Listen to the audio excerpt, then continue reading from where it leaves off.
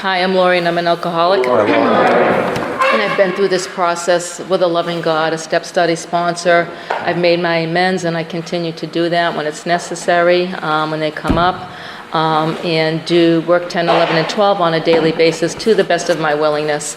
James, thank you so much for asking me to speak. And I was under a lot of tension and fear coming here. That tension and that fear, and it's just giving it to God.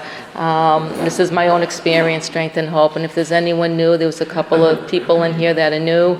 I really want to welcome you. And I see some people here that I've actually known from my own past who recently jumped on board in the meeting. And I say this just because willingness really is the key. I mean, if you're sitting in Big Book Step Study, it's usually not because you're court-ordered.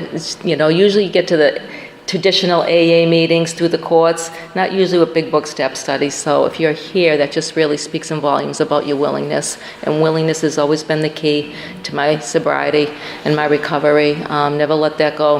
Back in I was looking at the spiritual experience in the back of the book, and it does say the willingness, and people think it's the how, honesty, open-mindedness, and willingness. It's not. It's willingness, honesty. It's the who. Willingness, honesty, and open-mindedness, and because willingness really got to come before anything is ever going to happen. You have to be willing to want to, and I'm just going to touch on some things because I'm learning all the time about, these steps. I did so much in these steps that, in this whole book, that I'm learning so much about sitting in workshops and whatnot, and I learned so much,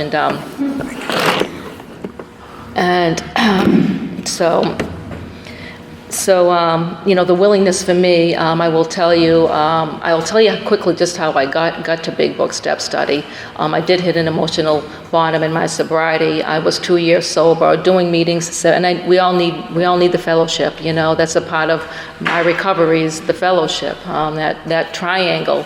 Recovery, unity, and service. We have to work all three of those pieces, not just one. And that was my problem. I was just working one piece of that triangle. I was just doing meetings.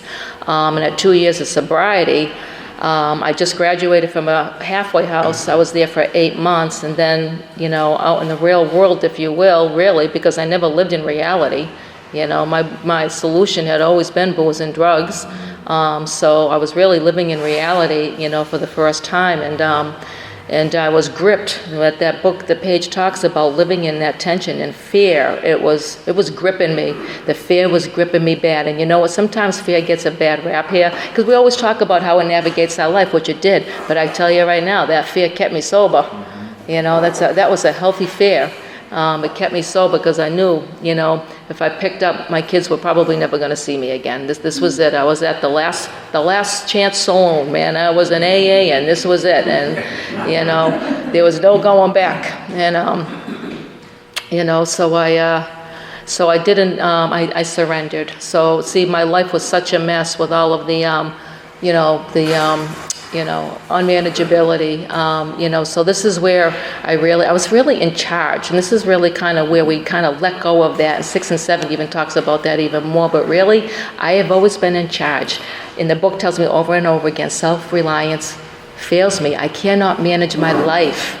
So when I took step 3, and when I did step 3 with my sponsor, I did not understand those pertinent ideas. I had no clue, but she went over them. And those are the things that I go over now with my own sponsees. So steps 1, 2, and 3 didn't even fall into place for me until I got here. But I hit that emotional bottom.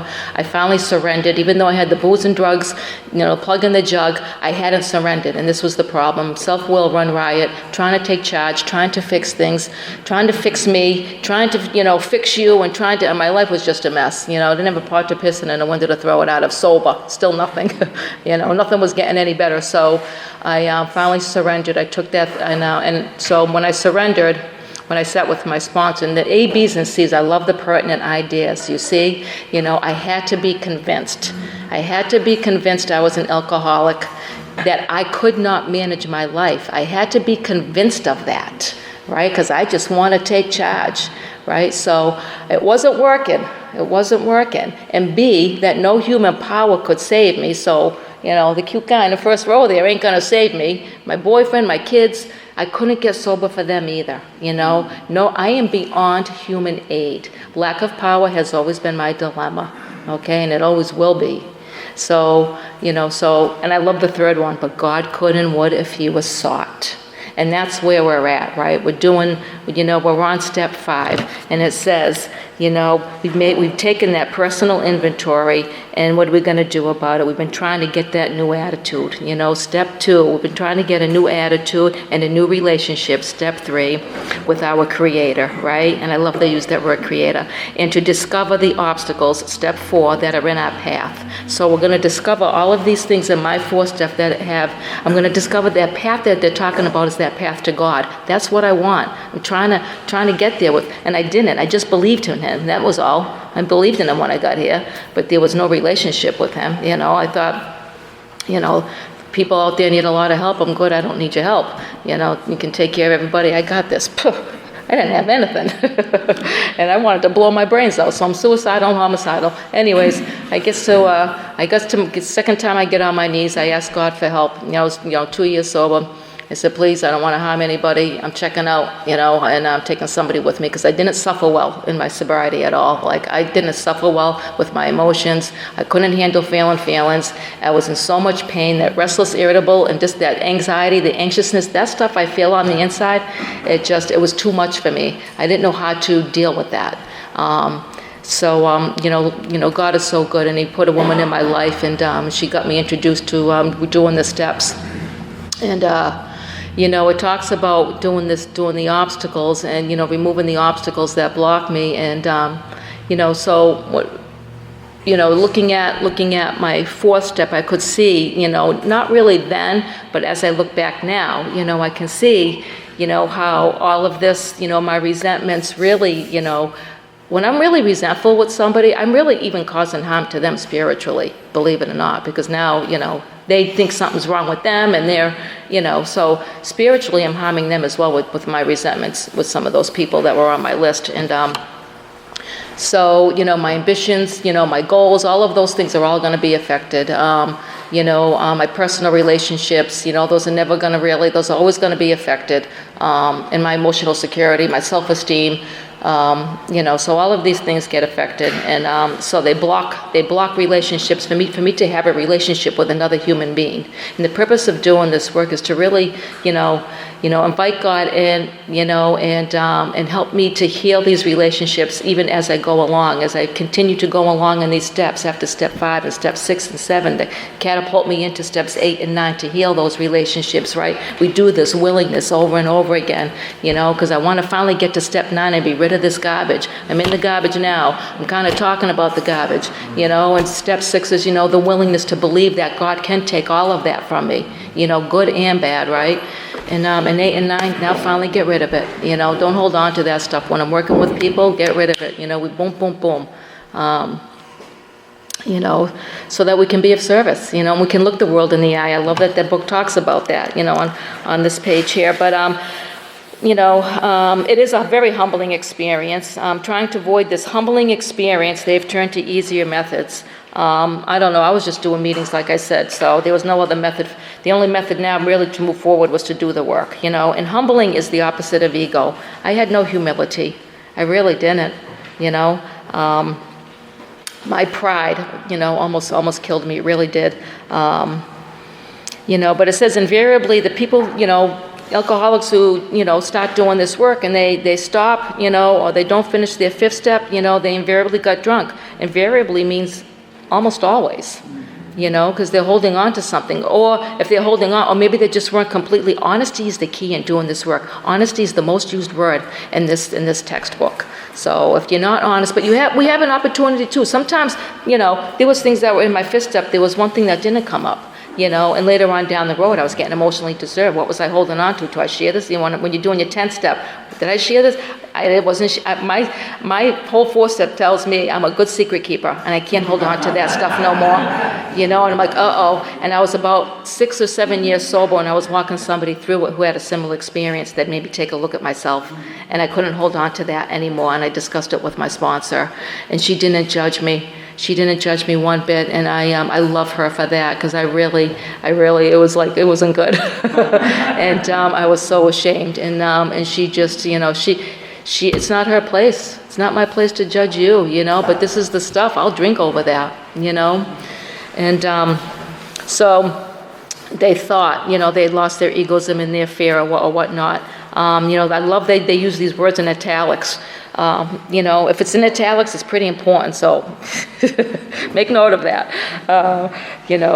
They learned enough of humility and fearlessness and honesty, and again, and they told somebody all of their life story, and I did. I didn't leave anything, not that I was aware of at that time, because I just don't think I was capable of looking at that at the time, So I shared everything, and I didn't have a big list, I probably had about 150 names. I think there was a time I was doing like 200, 300, 400 names. I don't do that no more. Like, I think we're just too vulnerable, at the time when we just want to get through this. We have a 10-step for a reason, I had like 150 people on my list, and I am telling you, after that, I knew I left nothing out, because the experience that I experienced as well. But I hoped they were never going to see the light of day again. I was under that constant fear and tension. So we must be entirely honest with somebody, right? If we expect to live a long and happily life. And we choose the persons whom to take this intimate step with, right? So I was comfortable with my sponsor. And it tells us who to choose. We look for a closed-minded person. If it's not your sponsor, make sure they're closed-mouthed, understanding friend or doctor, psychologist, whoever you want to choose, as long as they know, what you're doing, and that, and we're not going to go in there and say anything that's going to, affect them. We certainly don't want to do a fifth step with somebody who we've had probably a relationship with, you know what I mean? It's like, we don't want to harm anybody to save our own skins. So it gives us some ideas on who we can choose and what we're doing it for,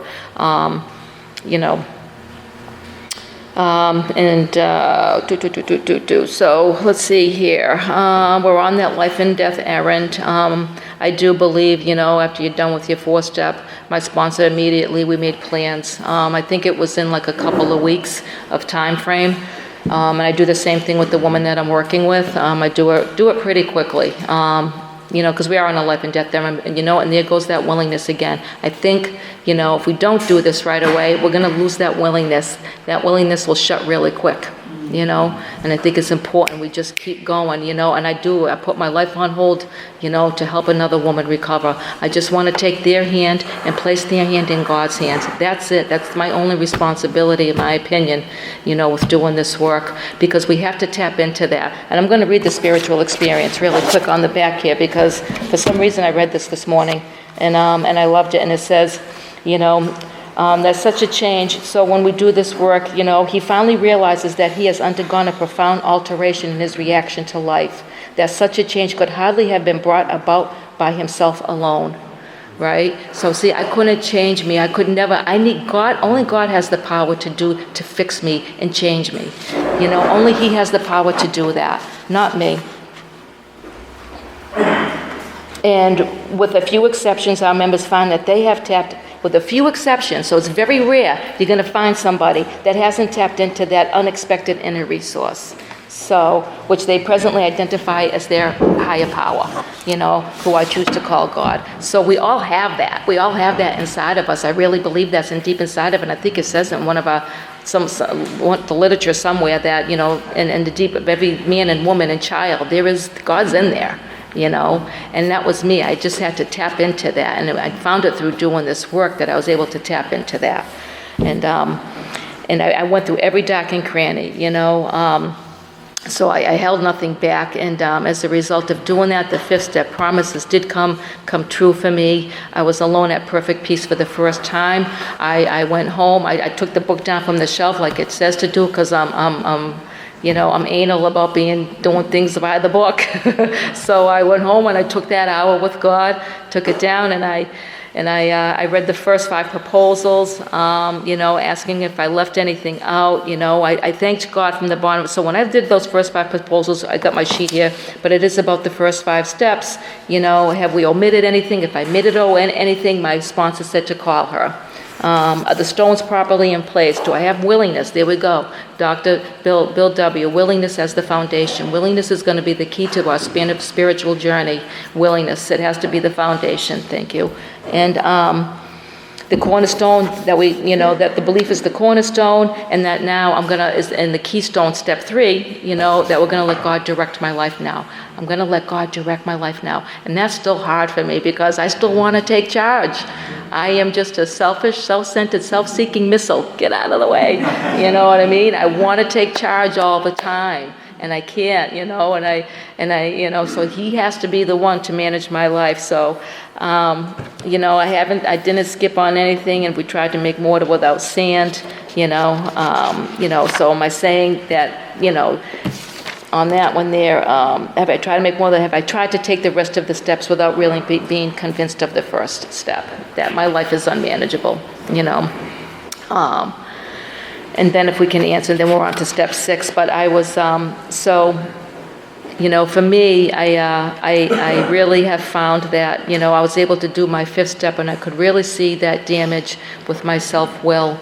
I could really see the full effect. I did that. We did it in one day. I did my 5th step in one day, and I do it with the woman that I work with. I take a whole day and get it done,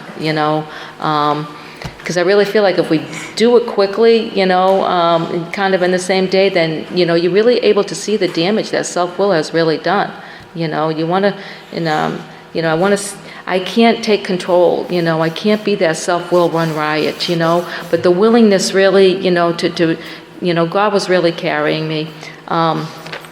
My 5th step was profound, and it was, that was the 2nd or 3rd time, and I should say the 3rd time, I had an overwhelming, really desire to want to get on my knees. I wasn't even familiar with the 7-step prayer, but I know I was told to read that, 6 and 7, to read 6 and 7 once I sat with God for that hour, to read 6 and 7. I really didn't quite understand 6 and 7. A lot of this was all foreign to me, but I do know I had that overwhelming desire to get on my knees. I was in my bed reading, doing this, and I got on my knees, and I really I could cry, because that was the very first time I felt the nearness of my Creator. I did.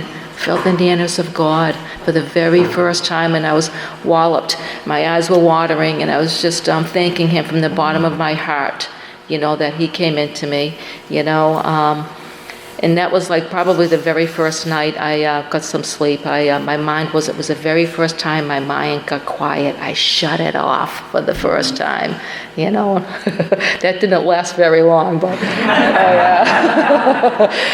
but it was truly, an amazing, I really had been rocketed into that 4th dimension, and, but I guess with all of that is that, because I'm taking care of all of this stuff. The willingness is to continue to move forward and to admit all of these things that had been blocking me, that I am not in charge anymore. We move forward to make our amends. I want to do God's will today. This is about really, and God isn't going to go where He's not invited. I'll tell you right now, He's never come and forced Himself into your life. We have to invite Him in.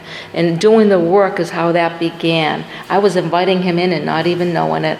I was just doing I was just following the directions, and now today I see all throughout the day and through the steps, we carry all of our shortcomings, and people think, our shortcomings are bad, and they're not. God created me. If He created me with those things. I'm not a bad person, I'm a good person. I've always been good, but our shortcomings or our character defects are just out of proportion.